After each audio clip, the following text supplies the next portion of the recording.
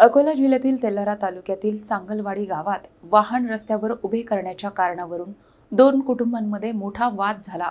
या वादाचे रूपांतर दगडफेक आणि तोडफोडीत झाल्याने परिसरात तणाव निर्माण झाला आहे।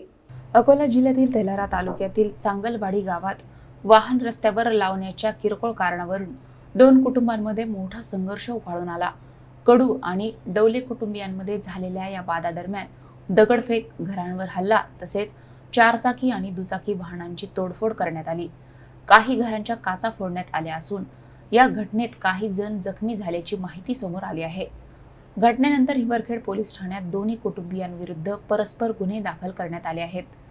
दरम्यान एका कुटुंबातील 30 ते 40 जण हिवरखेड पोलीस ठाण्यात जमा झाल्याने परिस्थिती काही काळ तणावपूर्ण झाली होती। कायदा आणि सुव्यवस्था अबाधित ठेवण्यासाठी दंगल नियंत्रण पथकासह मोठा पोलीस बंदोबस्त तैनात करण्यात आला आहे। सध्या चांगलवाडी गावात तणावपूर्ण शांतता असून पोलीस परिस्थितीवर बारकाईने लक्ष ठेवून आहेत।